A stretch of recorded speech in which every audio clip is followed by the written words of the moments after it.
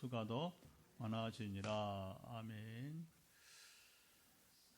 예, 우리 사도 행전, 우리 이야기, 내러티브, 이제 16번째 시간입니다. 우리 지난 시간에 사울의 회심과 그리고 이제 소명 이야기를 우리가 나누었습니다. 부활하신 예수님이 직접 빛 가운데 사울에게 임하셨어요. 사울을 압도하며 그에게 소명을 주었습니다. 사울은 자신을 압도하며 부르시는 주님 앞에 아무런 저항도 할 수 있는 게 정말 아무것도 없이 그저 무릎 꿇고 그의 눈은 멀고 그렇죠. 소리만 듣는 가운데 주님을 만나고 그는 순전히 순종했습니다. 주님의 부르심은 간단했습니다. 기억하시죠? 나는 내가 받게 하는 예수다. 자기소개를, 그러니까 눈은 보이지 않고 너무 강한 빛으로 눈이 멀죠. 3일 동안 눈을 보지 못하고 그리고 들리는 음성만 듣고 사울은 그 말씀을 따라 나는 네가 받게 하는 예수다 하는 이 말씀을 듣고 부르시면 순종을 했습니다. 주님이 사울에게 사정을 하거나 설득하지도 않으셨어요. 사울에게 주시는 소명을 아나니아를 통해서, 또 바울이 직접 듣게 한 게 아니라 아나니아를 통해서 전해 주시게 됩니다. 하나님 하신 일을 보면 여기 참 신비로움이 있는 거예요. 그렇죠? 아주 군더더기가 없어요. 만남 속에서 그냥 나는 예수야. 그게 끝이에요. 그리고 주님을 만났으니까 이제 더 그렇죠. 요구할 증거가 없는 거예요. 예수님 만나는데 다른 증거가 필요해요. 나머지 다 성경에 있는 것이고. 그러니까 아나니아를 통해서 이제 바울이 장차 감당할 사명을 이제 말씀하시죠. 내 이름을 이방인과 임금들과 이스라엘 백성들에게 전하게 하여 택한 나의 그릇이라. 우리 교회가 하는 것처럼 지역을 넘어서 국경을 넘어서 피부 언어를 넘어서 바로 예수의 이름을 전할 자다. 할렐루야. 하나님만 할 수 있는 독특한 부름과 소명 이야기입니다. 여러분 보세요. 여기. 세상에서 여러분 어느 직원을 스카우트 한다고 할 때 이렇게 안 해요. 그렇죠? 하나님만 할 수 있는 독특한 그런 사울을 향한 부름과 그리고 소명 이야기입니다. 자, 오늘 본문에는 사울이 복음을 전한 이야기입니다. 그가 부활하신 주님을 만나고, 여기 좀 주목 귀를 기울여야 돼요. 언제부터 사울이 복음을 전했는가는 우리가 정확히 알 수 없어요. 두 가지로 나눠지는 거죠.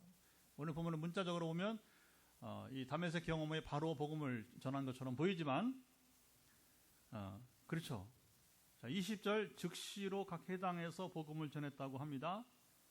그러니까 다메섹에 있는 제자들과 함께 며칠을 있던 때가 언제인가 알면 되는 거죠. 갈라디아서 1장 17절 보면 바울이 자기 얘기를 합니다. 훗날에. 그래서 자서전적인 그 바울의 이야기가 도움이 됩니다. 그래서 또 나보다 먼저 사도된 자들을 만나려고 예루살렘으로 올라가지 아니하고 아라비아로 갔다가 다시 다메섹으로 돌아갔노라. 여기 답이 나왔어요. 사울이 부활하신 주님을 만나고 어디로 갔다고요? 아라비아 광야로 갔습니다. 거기서 뭐 하러 간가요? 아라비아, 거기는 한적한 곳, 사람이 없는 곳. 우리가 언제 이런 곳에 갑니까? 기도원에 가는 거죠. 요즘 말로 말하면. 저 같아도 이제 중요한 일을 앞두고서는 개척을 앞두고 3주간 교회 얘기를 하고 내가 중요한 일 때문에 금식 기도를 하고 오겠다. 허락을 받고. 청평에, 가평군 청평에 그 북한강 자락에 있는 강남 금식 기도원에 나와서 혼자 하는 거 혼자 말씀 가지고 읽고 기도하고 그다음에 금식하니까 이제 힘을 내야 되니까 중간에 하루에 몇 번씩 또 운동을 해야 돼. 운동을 해야 금식할 수 있어요. 밥은 안 먹지만 운동을 해야, 안 그러면 축 처져 가지고 그냥 누워서 3주 지내다 잠자러 가는 거 아니잖아요. 그렇죠? 그러니까 짐작이 가는 겁니다. 3년 동안 왜 3년이 필요했는가? 그가 성경을 읽을 때 이게 중요합니다. 그때는 구약 성경이죠. 창세기부터 말라기까지 구약 성경을 읽을 때에 하나님이 그의 영적인 눈을 열어주셔서 자, 어떤 일이 벌어지느냐? 복음을 발견하기 여러분 시작했습니다. 자, 이게 중요한 거예요. 자, 아라비아 광야 이전에 이 바울이, 지금 사울이지만 바울이니까 이 바울이 성경을 읽던 거하고 아라비아 광야에서 성경을 읽던 거하고는 천지차이예요. 똑같은 성경이에요. 그러나 영적인 눈이 열렸을 때와 닫혔을 때는 그렇죠. 영적인 눈이 닫혔을 때는 그만큼 성경 읽기가 제한되는 겁니다. 그 의미를 몰라요. 그냥 넘어가는 거예요. 넘어가는 거. 제가 이제 지난 금요일 날 성경 통독을 드디어 또 마쳤어요. 3월에 마치고 다시 이제 어떤 그 성교지 갔다 오니까 두 주가 이게 굉장히 큰 공백이 되죠. 성경 읽기에는. 왜냐하면 그때는 할 수 없어요. 시간이 계속 거기 현장에 사역을 해야 되니까 잠자는 거 말고는 거의 이제 그러니까 두 주분을 따라가려고 하니까 이게 조금 이제 더 벅차죠. 근데 어쨌든 성경을 읽으면서 오늘도 뭐 대부분은 이제 저도 신앙생활한 지가 이제 오래되었고 신학도 오래 하고 해서 거의 해결되었다고 보지만 그러나 저도 무심결에 그냥 이렇게 들으면서 또 성경을 눈으로 보면서 지나갈 때가 있어요. 하물며 예수님을 모르고 그렇죠. 하나님을 제대로 모르는 이 바울이 율법 지식은 풍부하지만 가장 큰 문제는 뭐냐면 이제 예수님과 성령을 모르고 성경을 읽으면 이 패단이 많은 거예요. 그 성부 그냥 하나님 한 분만 여러분 삼일체 가운데서 성자 성령을 모르고 여러분 성분만 알고 본다면 이건 기가 막히게 여러분 이제 성경을 이제 복음을 발견할 수 없는 것이죠. 그런데 이제 부활하신 분을 만나고 영적인 눈이 열리니까 제대로 성경 읽기가 되는 겁니다. 그래서는 3년간 말씀과 기도 가운데 복음을 정리하게 되었어요. 자연스럽게 저라도 성경을 읽으면서 요즘은 그냥 간단하게 통독을 한 후에 제가 이제 이렇게 이제 어제 그제 바빴기 때문에 이제 오늘 오후나 내일 제가 또 성경 통독 마치며 이렇게 또 쓸 거예요. 후기를 쓰는 후기를 이렇게 가장 그 중에서 이번 성경 읽기 하면서 내가 느꼈던 것 깨달은 것들을 이렇게 그러면 이 바울도 전에 성경 읽었던 거 지금 읽을 때에 이 복음이 무엇인지를 그런 성경 읽으면서 적어갔을 거예요. 저도 금식할 때 노트북을 가지고서 그렇게 했거든요. 성경 읽고 그죠? 내가 깨닫고 느낀 점들을 이렇게 좀 세세하게 신약 성경은 굉장히 자세하게 그러다는 뭐 시간 안 되겠더라고. 그래서 이제 구약부터는 이제 책별로 이렇게 해서 이제 창세기대로 이렇게 전체 창세기 읽으면서 오늘 내가 뭘 느꼈는가? 창세기 중요한 게 뭔가? 노트북에는 그게 쌓여 있어요. 이런 기록들이.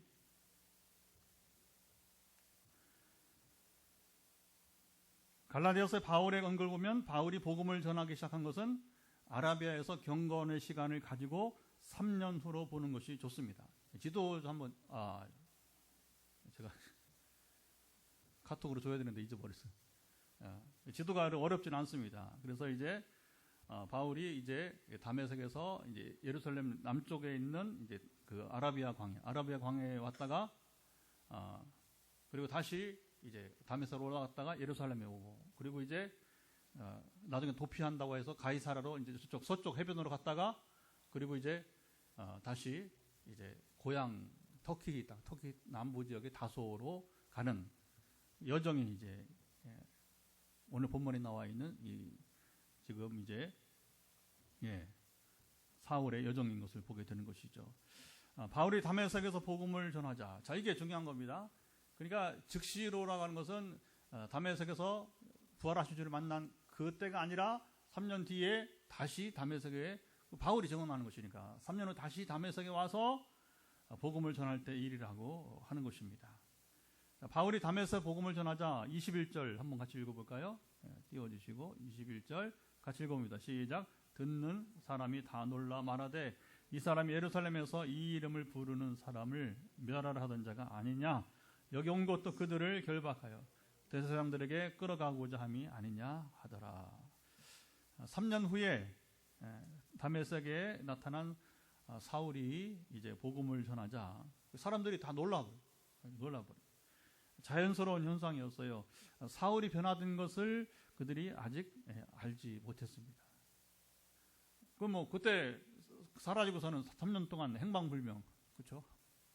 행방불명 됐다가 3년 후에 나타나서는 갑자기 예수님을 증거하니까 이게 예수 믿는 사람들을 잡아들이다가 오히려 그 예수를 전하니까 이게 이제 혼돈스러운 거죠. 사울의 핵심을 위장하여 그리스도인들을 유인한다고 다메섹에 있는 그리스도인들이 그렇게 생각을 했던 것입니다.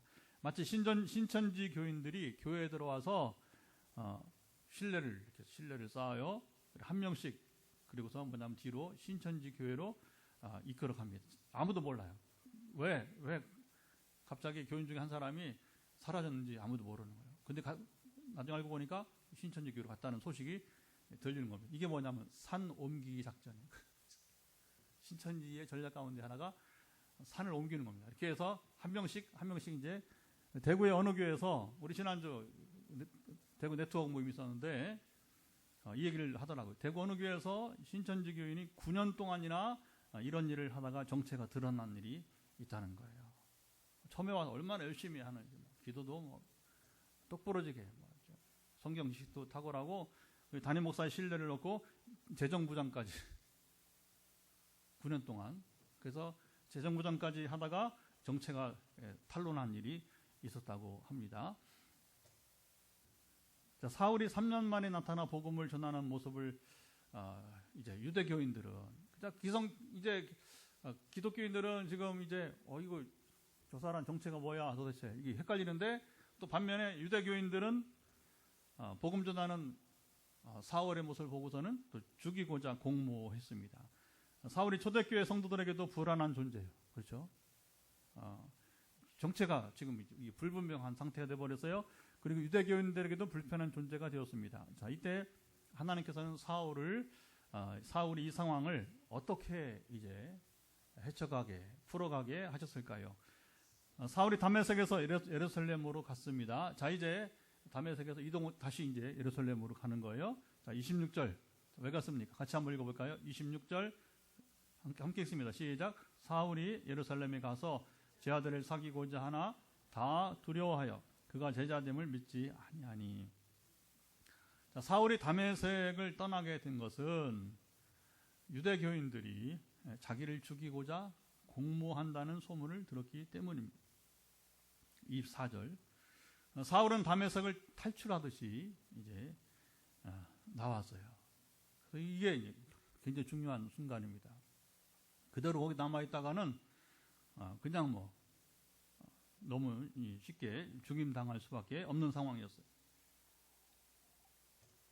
그래서 그 정보가 들리자 사울이 광주리에 타고 성벽에서 성위에서 이제 성문은 닫혔으니까 그 성문은 검색어를 사울이 나가면 잡으려고 이제 그래서 이제 유대교인들이 이제 성을 지키고 있고 밤늦게 사울의 제자들이 이제 광주리에 사울을 태워서 달아내리는 특수 작전이 그 성 중에서도 아주 조금 이게 잘 보이지 않는 곳에서 특수 작전이 이루어졌습니다. 사울은 바로 예루살렘으로 향하게 되었어요. 지난 콩고에서 제가 이제 귀국길에 오르는데 원래 7시에 호텔에서 아침을 먹고 7시에 현지 목사님들이 저를 태우러 이제 오기로 했어요. 근데 7시 이제 6시쯤 일어나서 이제 제가 씻고 샤워하고 그다음에 이제 짐을 싸고 밥을 먹고 이렇게 그리고 7시면 1시간 되거든요. 이렇게 씻고 짐 정리하고 밥 먹고 이렇게 딱 나가려고 했는데 6시 전에 호텔 방문이 노크가 되는 거예요. 그러면서 목사님 지금 이제 오늘 이제 콩고 국경지대에서 엄청난 시위가 있기 때문에 지금 샤워하면 안 됩니다. 그러니까 알고 지금 5분 내에 세수만 하고 하여튼 면도만 하고 내려오세요. 짐 가지고 내려와야 됩니다. 하고서 그냥 아침도 먹고 예약해놓은 건 다 그냥 포기하고 차량에 탑승해가지고 이제 그 부룬디 제가 비행기 타고 온 곳으로 이제 막 갔어요. 갔는지 이제 얼마 됐는데 거기 이제 현지인 디렉터 목사님, 흑인 목사님이 이게 영상을 목사님 보세요. 지금 여기 데모하는 모습이 지금 보인다는 현장 중계를 하는데 참 심각하더라. 돌 던지고 막 야단이 난 거예요. 그때 안 나왔으면 그냥 미리 정보를 현지인들이니까 아는 거죠. 그래서 현지 목사님들이 알지 않았으면 제가 그때 귀국을 못했을 거예요. 호텔에 앉아서 막 숨죽이면서 있어야 할 것 같던데 지금도 콩고 보면 뉴스 가보면 안 좋아요, 그렇죠? 막 이제 그리고 바울이 이런 정보를 들었을 때 긴장하고서 어렵게 탈출을 했던 것이죠.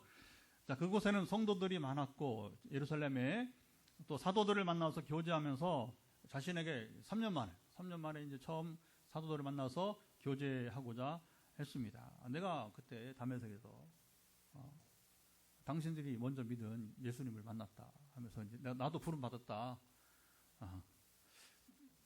이제는 더 미루지 않고 부활하신 예수님이 자신에게 주신 사명을 감당하려고 했습니다. 사울이 새 마음으로 기대하는 마음으로 예루살렘에 왔지만 적어도 이제 다메섹에서는 자기가 의심을 받고 있지만 그러나 예루살렘에서는 그렇지 않으리라고 기대하고 왔는데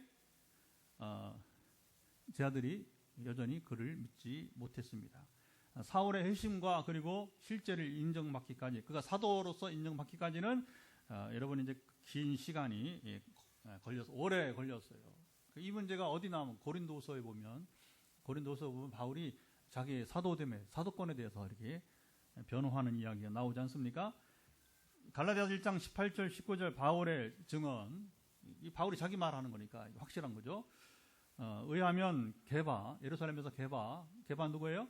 바로 베드로와 함께 15일을 머물고 그때의 주의 형제 야고보는 야고보서를 쓴 야고보이고 주님의 밑동생. 그리고 이제 지난 몇 해 동안에 이제 주님의 밑동생 야고보가 예루살렘 교회의 총지도자가 됩니다.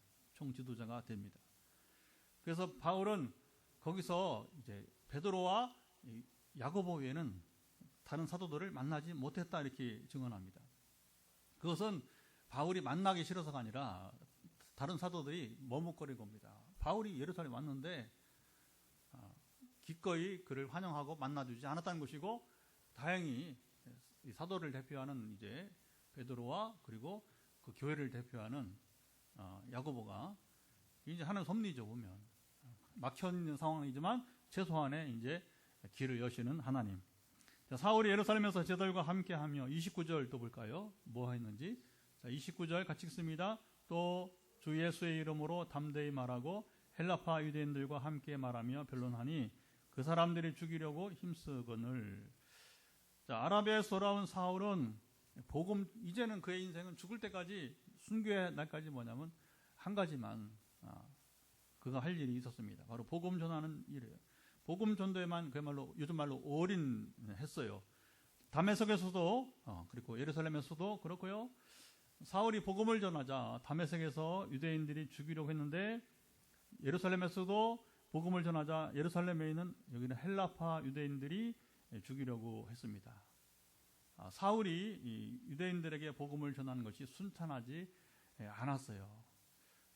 그 바울 자신도 이렇게까지 자기가 이렇게 복음을 전하면서 어려움을 당할지 아마 알지 못했을 겁니다. 그러나 이제 계속 반복해서 이 일을 당하니까 좀 당혹스러웠겠죠. 분위기가 심상치 않았고, 사울은 형제들과 이야기하며 가이사랴를 경유해서, 그리고 이제 고향인 다소로, 고향에 가면 좀 나을 줄 알고 고향 다소, 이제 터키 남부에 있는 땅입니다. 갔습니다. 자, 사울이 회심하고 그가 얼마나 순수하게, 정말 요즘 말로 하면 발악 한번 하죠.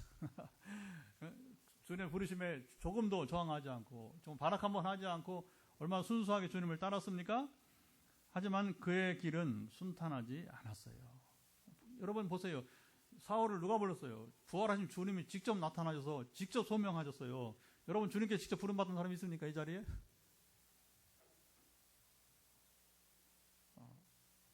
물론 뭐 주님이 부르신 거죠. 그러나 이렇게 사울처럼 극적으로 주님이 직접 나타나서 여러분 이제 간접적으로 아니라 이런 경우는 여러분 극히 드문 얘기 아닙니까?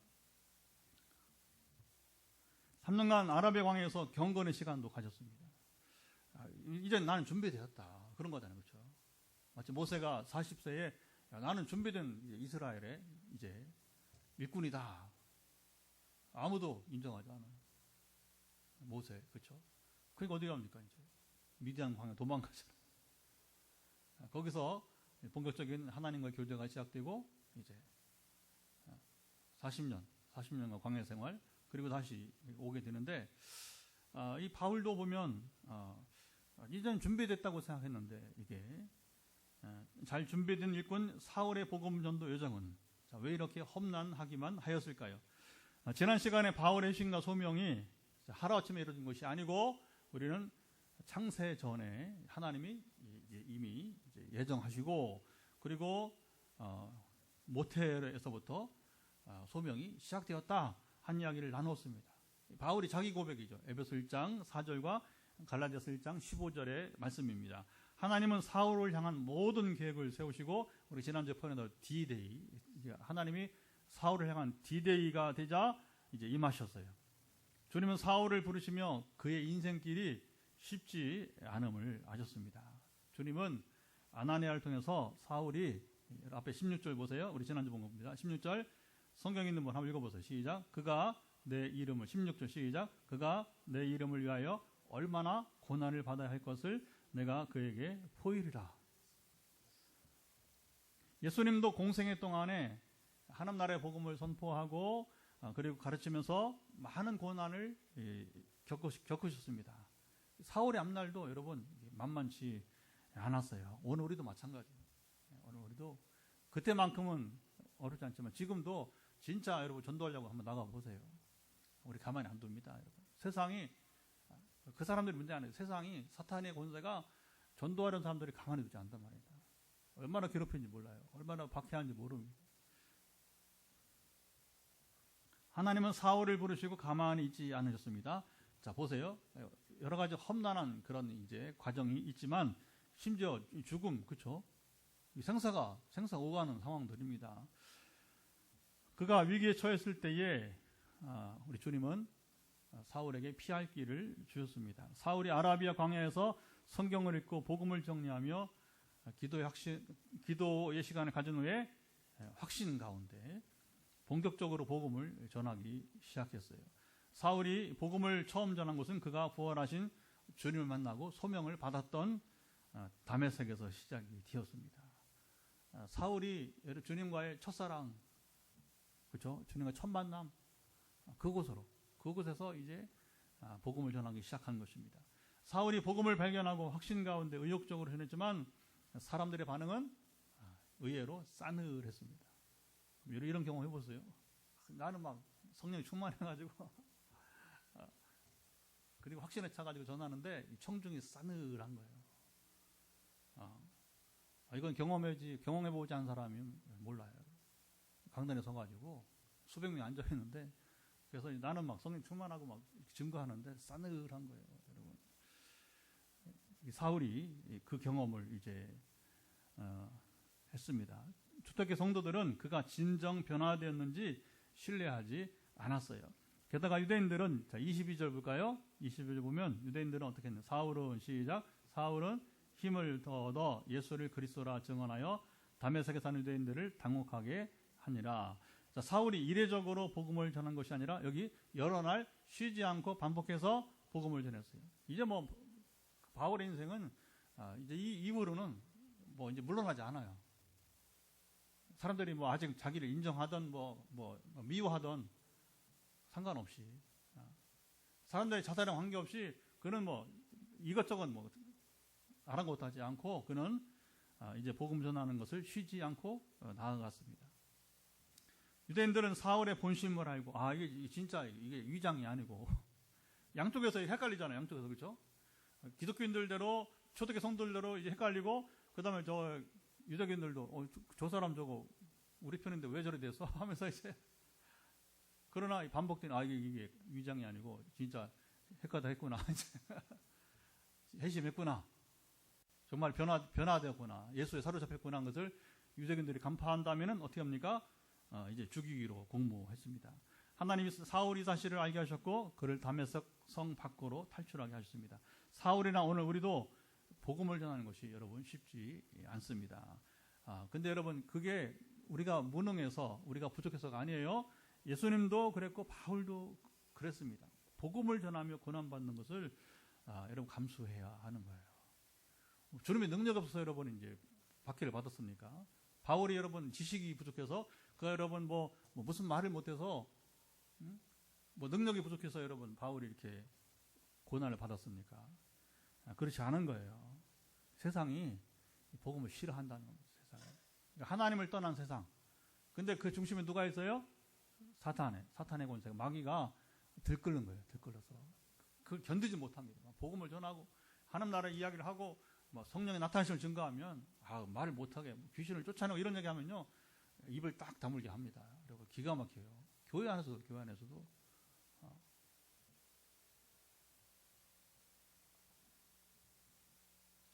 사울의 험난한 여정 교회 안에서도 이제 이루어졌고 사울은 예루살렘에 가면 사도들과 성도들이 그를 환영해주고 격려할 줄 알았습니다. 그렇잖아요. 내가 여러분 알다시피 내가 어떤 사람이에요? 내가 스데반을 죽였던 사람인데. 근데 뭐 갑자기 뭐 부활한 줄이 나타나서 내게 나타나서 내가 소명을 주었다고. 이런 얘기하면 이게 은혜가 되잖아요, 그렇죠? 그런데 제자들은 그렇게 달가워하지 않았다는 거예요. 세상이 그래요. 세상 만사가 다 그래요. 실제는 그들이 사울을 두려워하여 예수님의 제자가 된 것을 믿지 않았어요. 하나님 이때 다시 사울이 피할 길을 주셨습니다. 주님께서는 다메섹에서는 아나니아 예배했고 이번에는 예루살렘에서는 바나바를 예배하셨습니다. 그래서 이제 이 바울이 사도들에게 자기도 사도가 됨을 이제 인정받는 결정적 계기가 바로 뭐냐면 바나바가 보증을 해주는 거예요. 바나바 보증을. 진짜 주님이 부르신 사람 맞느냐. 왜냐하면 이제 사도의 요건 중에 뭐가 있냐면 이제 주님이 직접 불러야 되는 거예요. 아까 얘기했잖아요. 우리 중에 주님이 직접 부르신 사람 있습니까? 이건 희귀한 거죠. 그 12제자들은 생전에 주님이 부르신 것이고 바울이 사도가 된 것은 언제 부르신 거예요? 부활하신 주님 직접 부르셨기 때문에. 할렐루야. 누가 그러면 12사도의 사도가 되었느냐면 여기 이제 바울과 그 다음에 야고보, 아까 말한 야고보. 주님 밑동생 야고보를 부른 거예요. 그리고 야 야고보 잘 들어. 너 나를 제일 잘 알잖아. 하면서 이제 네가 나의 십자가 부활을 일으켜 나 안 믿었지? 나한테 미친놈이라고 했지? 성경에 보잖아요. 그렇죠? 우리 형이 미쳤다고. 야고보 그랬어요. 야고보가요. 여러분 평범한 사람은 그럴 거예요. 그럴 수밖에 없는 겁니다. 우리 형이 갑자기 그냥 이상하게 돼갖고 막 군중들을 몰고 다니고 막 뭐 이상한 뭐 일을 행하고 그러니까 이게 뭐 낯선 일이죠. 영적 눈이 어두웠던 야고보. 그런데 부활한 지 나타나서 야고보 동생을 불러서 얘기하니까 이게 그러니까 이제 주님 직접 부른 사람 거의 없어요. 이렇게 소수 이놈밖에요. 근데 이때에 바울이 진짜 변화되었다는 것을 누가 보증했느냐? 바로 바나바가 보증을 한 겁니다. 자, 27절 한번 읽어보도록 하겠습니다. 27절 바나바가 시작. 바나바가 데리고 사도들에게 가서 그가 길에서 어떻게 주를 보았는지와 주께서 그에게 말씀하신 일과 다메섹에서 그가 어떻게 예수 이름을 담대히 말했는지를 전하니라. 그러니까 바울이 지금 진짜 부활하신 주님이 그를 만나 주셨다. 그 주님은 실제로 이 사울에게 소명을 주신 것이다. 그래서 그가 지금 복음을 순종해서 그의 모든 기득권을 다 버리고 그렇죠? 얼마나 사울이 여러분 당시 유대교인으로서는 기득권이 있었습니까? 차세대 리더라고 했잖아요. 차세대 유대교를 대표하는 차세대 알잖아요. 이 정도 여러분 실력이면 얼마든지 유대교에서도 가말리엘 이어서 실력 있는 여러분 유대 교인이 여러분 될 수 있었어요. 지도자가 될 수 있었어요. 그런데 다 내려놓고 복음을 전한 자가 되었다. 근데 바나바가 이걸 할 때 뭐냐면 바나바의 말이 그렇게 뭐냐면 이제 인정받는 말이 되었다는 것은 바나바의 위치가 또 어떤 것인지 우리가 알 수 있는 것이죠. 요즘에 우리가 새 가족을 섬길 때 이 바나바 같은 역할을 좀 하는 사람들을 세우게 되는 거죠. 그리고 바나바 사역이라고 우리 새 가족들 오면 교회에서 이제 교회 적응할 때까지 무슨 말인지 알죠? 교회 적응할 때까지 이 과정을 섬기는 분을 이제 바나바 사역이라고 요즘에 그렇게 부르게 되는 것입니다. 그러니까 이 사울이 사도 그룹에 들어오는 과정에서 결정적인 역할을 한 사람이 누구냐? 원래 이 보증이죠, 보증. 보증자가 바로 바나바가. 그러니까 사울의 생애에서 가장 은인이 누구냐? 아나니아도 은인이지만 바나바가 최고의 은인인 거예요. 왜냐하면 여러분 전도 혼자 합니까? 그렇죠? 교계 활동 혼자 합니까? 아니요. 나를 위해주는 사람이 있어야 되는 거예요. 저도 최소한의 네트워크, 지난주 대구 갔다 왔던 이런 영적으로 특별히 이제 함께 힘을 보태고 그리고 이제 협력할 수 있는 이제 목회적 네트워크. 또 다음 주에는 우리 아프리카 선교주일로 이제 다시 1년 만에 김평성 선사님 이번에 부부가 오시는데 여러분 이제 이런 선교적 네트워크. 그래야 제가 뭐 아프리카 알고 가는 겁니까? 먼저 가서 30년 동안 선교를 하신 김 목사님이 있으니까 그분이 이제 다리를 놓았으니까 그곳에 있지 않아도 돼요. 왜냐하면 현지인이 있으니까. 처음부터 그런 거예요. 처음 단자냥 할 때만 김 목사님 그 현장에 있었고 그 부부가 있었고 또 다른 팀도 있었고 그 다음에는 아무도 없어요. 저 혼자 가는 거예요. 그럼 현지인들이 저를 맞이해서 거기서 이제 가르치고 부흥회하고 이렇게 이제 아무도 뭐 도울 사람이 없어요. 성령님과 제가 일하는 거지. 성령 함께 했으면 일하는 거지. 할렐루야.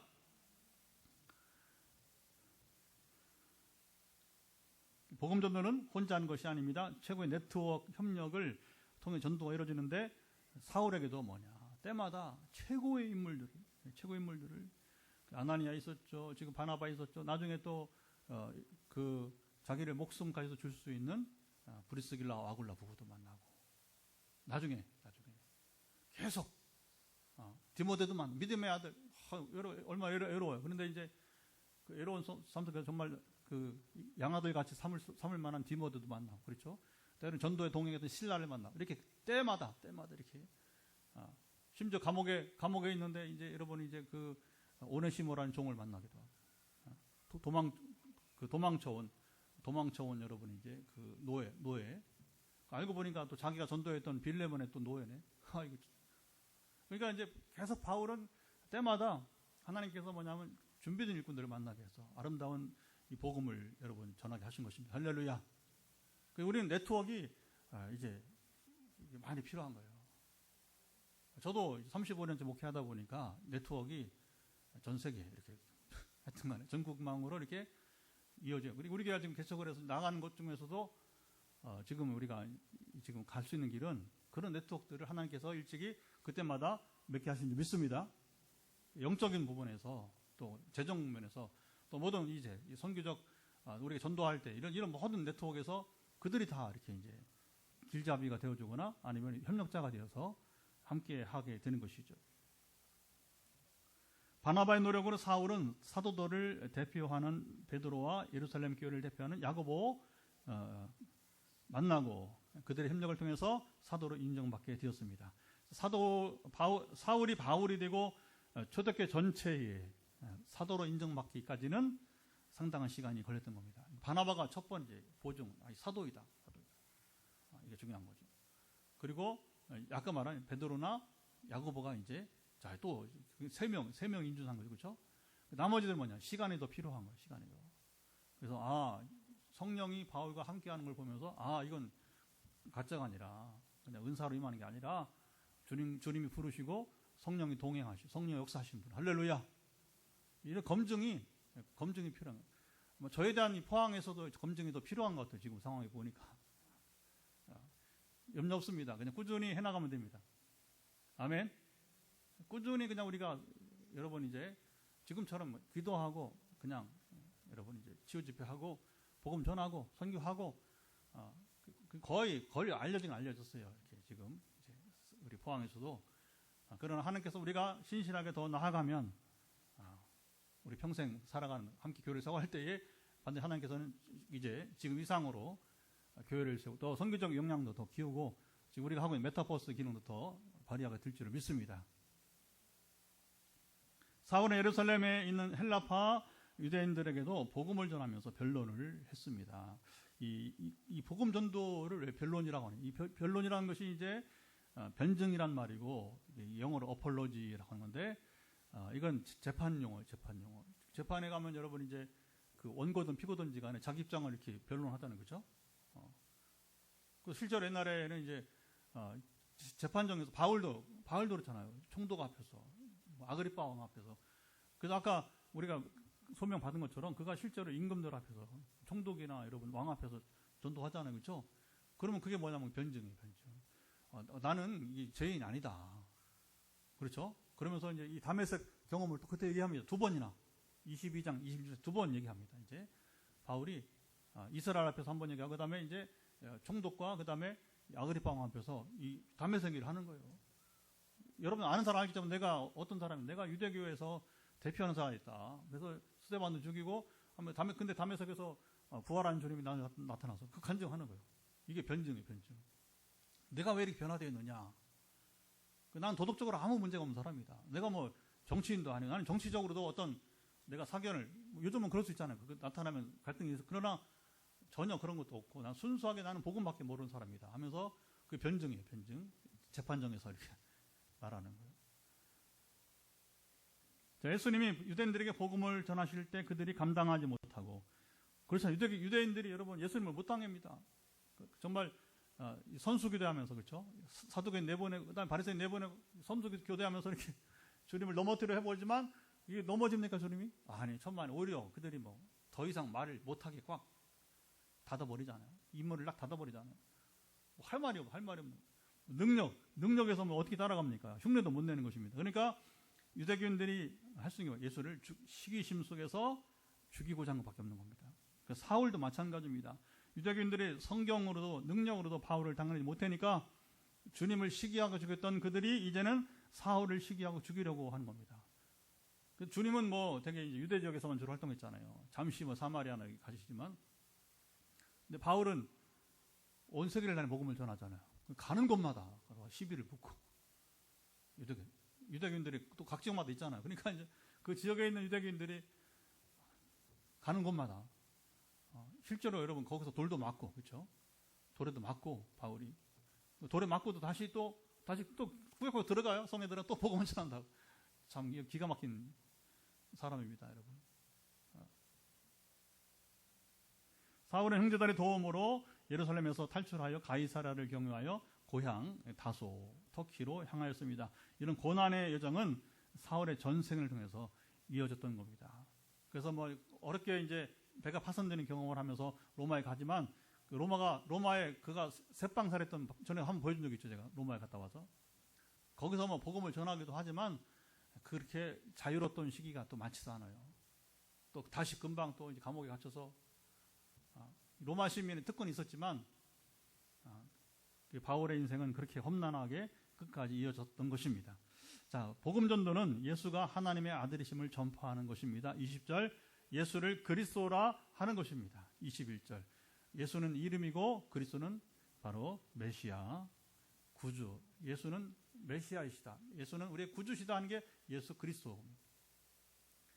이게 전도죠, 그렇죠? 또 예수의 이름으로 담대히 말하는 것입니다. 27절, 주님은 하나님의 아들로 이 땅에 사람의 몸을 입고 오셨어요.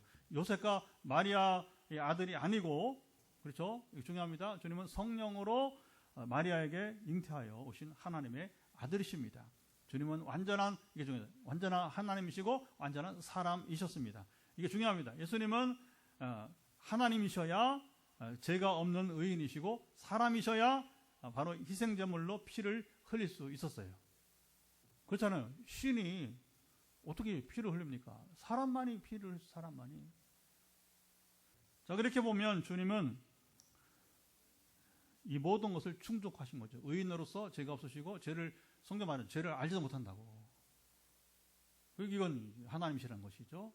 사람이 누가 죄가 없으면 누가 죄를 알지 못합니까? 생각 속에 얼마나 죄가 여러분 음탕하게 많이 있어요, 그렇죠? 그걸 절제하는 것뿐이지. 어떤 성인이라도 여러분, 전에 한계재 목사님 90대에도 하나님 지금도 유혹을 못 견딘다고요. 목사님 무슨 유혹, 90대 할아버지가 인생은 그렇지 않다는 겁니다. 욕심이라는 게 다양하잖아요, 그렇죠? 그러니까 앞에 성경이 항상 놓여 있고, 한경 목사님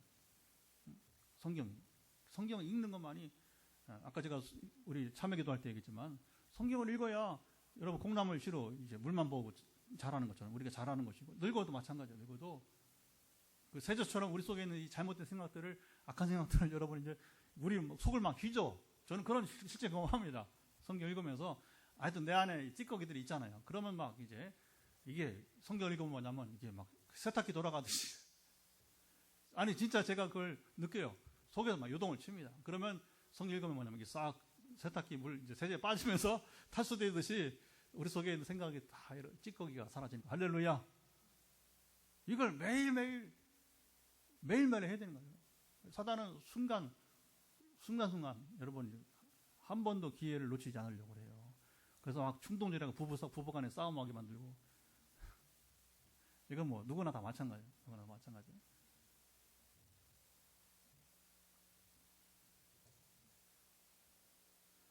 주님은 이 모든 것을 충족하셨고 우리의 완전한 구원자 그리스도가 되었습니다.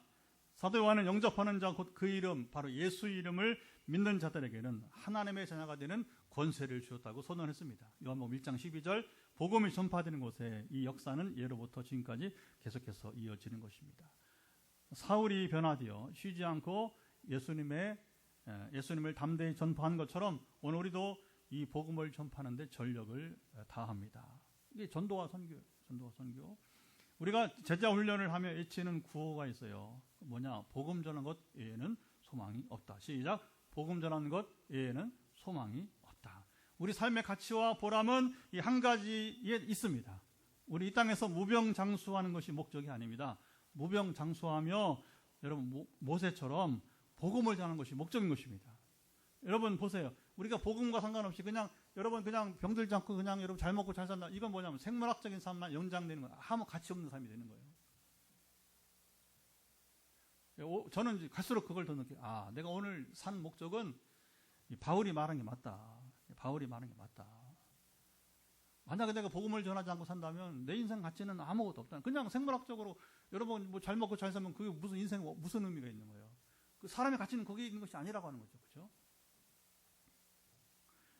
훗날 바울은 사랑하는 제자요 믿음의 아들인 디모데에게 너는 말씀을 전파하라. 때를 어떤지 못 어떤지 항상 힘쓰라. 범사에 오래 참음과 가르침으로 경책하며 경계하며 권하라. 디모데 4장 2절이잖아요. 그렇죠? 이게 바울이 자기 삶의 얘기를 하는 거예요. 그리고 너도 디모데야, 내 아들이야. 믿음의 내 아들이 아니냐. 믿음의 아들이니까 나를 본받아 살아야 되니까 너도 평생에 이렇게 살라고 하는 것입니다. 복음을 전하는데 이런저런 핑계하지 말고 전하라는 말씀인 것이죠. 사울이 복음을 전하기 시작하면 31절 한 절 더 읽어보도록 할까요? 31절 마지막 절 시작. 그리하여 온 유대와 갈릴리와 사마리아 교회가 평안하여 든든히 서가고 주를 경외함과 성령의 위로로 진행하여 수가 더 많아지니라. 하나님 놀라운 계획은 사울 같은 사람을 변화시켜 복음 전도자로 세우시고 새 역사를 이뤄가셨어요. 부활하신 주님은 복음 전도 일꾼들을 다양하게 부르시고 사용하셨습니다. 사도행전은 처음에는 베드로가 대표해서 복음을 전하잖아요. 그러나 바로 사도들이 아니라 우리가 보았던 대로 빌립과 그리고 스데반과 빌립을 부르시고 사용하셨고, 이제는 바울까지 유대교 차세대 리더를 빼왔어요. 빼와서 주님이 이제 부르시고 사용하셨습니다. 그 밖에 우리가 모르는 헤아릴 수 없는, 사도행전은 누가 한 사람이 기록한 것이니까 누가가 아는 사람만 기록한 거예요. 여러분 세상에 누가가 모르는 사람 얼마나 당시에, 그렇죠? 누가가 모르는 주님 부르신 사람들 세상에는 여러분 얼마나. 로마에도 바울이 가기 전에 복음이 전파되었어요. 누가 했습니까? 몰라요. 하나님은 하셨습니다. 누굴 통해서? 아멘. 우리가 이 땅에 살면서 내 이름이 드러나지 않아도 좋아요. 하나님은 아십니다. 사람들이 모르는 것뿐이지. 그렇죠? 그래서 사람들이 모른다는 건 그렇게 의미가 없는 겁니다. 중요한 건 하나님이 아시면 되는 겁니다. 여러분 우리 삶이 그러면요, 아, 내 삶이 정말 가치가 있는 거구나, 중요한 거구나, 내 일을 살면 안 되지. 내 일을 살면 안 되지. 여러분 이 삶의 가치가 방향이 여러분 바뀌어지는 거예요. 이게 바울도 그런 경험이 결국에는. 다만 그 이야기가 우리에게 성경에 남아있고 잘 알려진 사실이기 때문에 우리가 함께 공유한 것뿐이지, 이런 삶의 이야기는 모두가 누구든지 이런 사람이 복이 있는 사람이 아니겠습니까? 아멘. 오늘 저와 빛내리기 성도님들 모두 한 마음으로 전도와 선교에 참여하고 있습니다. 개인 전도하시면 개인 전도하시고, 목요일 붕어빵 전도에 함께한 분들은 빵을 구워준 것도 전도하는 거예요. 빵을 구워줘, 그것까지 제가 할 수가 없어요. 시간과 상황이. 제가 하기 싫어서가 아니라. 저는 저야 할 일 있잖아요. 그렇죠? 주보, 전도지를 만들고, 또 이제 시간에 맞게 나가고, 또 이제 이걸 또 적절하게 SNS에 홍보도 하고. 저는 SNS에서 목회예요. 목회. 왜냐면 이제 저의 목회 이야기가 이제 하여튼 간에 늘 하는 말대로 이게 실제로. 근데 이상하게 전도 선교 이야기를 보면 목회자들도 선교사들도 많이 감동받고 여기 같이 공감을 해주고 격려를 해줘요. 그냥 뭐 먹고 마시는 얘기는 그냥 좋아요가 많지만, 그러나 요즘 우리 주일마다 식사가 얼마나 좋아요. 그렇죠? 아이고, 어떻게 이런 식사를 하냐고 지금. 식사 꼭 하고 하세요. 오늘도 올라가면 미리 예고 안 할 테니까 올라가 보세요. 입이 벌어질 겁니다. 아니, 그걸 교회 식사로서, 그렇죠. 교회 식사로서, 그러니까 원래 보면서 막, 5대 6대 된 목사님들이 막, 찬사를 보내고 그래요. 근데 정말, 근데 그런 것보다는 전도 얘기, 선교 얘기 할 때 더 공감대를 형성을 하고, 왜냐면, 이렇게 꾸준히 하는 경우가 없다는 겁니다. 그들이 왜 저한테 격려하고 찬사를 보내냐면, 이렇게 우리가 매주 하잖아요. 제가 출타하거나 특별한 상황이 아니면, 그리고 때가 들어오면 성기지 그냥 계속 우리가 출입을 하니까, 이게 중요한 건 봐. 누가 그러더라고요. 우리 동료 목사님, 신목사 한두 번은 할 수 있지. 그러나 빛내리기처럼 그렇게 매주 또 선교지를 갔다가 그렇게 해마다 이렇게 정해진 시간에 그거 못한다. 교회가 못한다. 우리가 여러분 이것을 꾸준히 해가는 겁니다. 그러면 결국은 하나님이 하시고 사람들이 하고, 할렐루야. 저는 여러분들이 이런 분들, 또 선교제 동행해서 이번도 미얀마 아까 권사님 기도했지만 같이 갈 분들을 이제 모집을 하고 있어요. 권사님하고 플러스 누가 현장에 가서 이번엔 빵도 봉사하고, 작은 빵, 기계 큰 거 말고 작은 걸로 해서 그리고 막 선교제에서 막 지금 막 기대하고 궁금하다는 겁니다.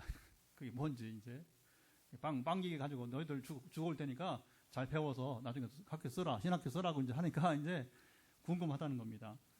여러분, 이런 여러분들 때문에 저는 기쁘고 즐겁습니다.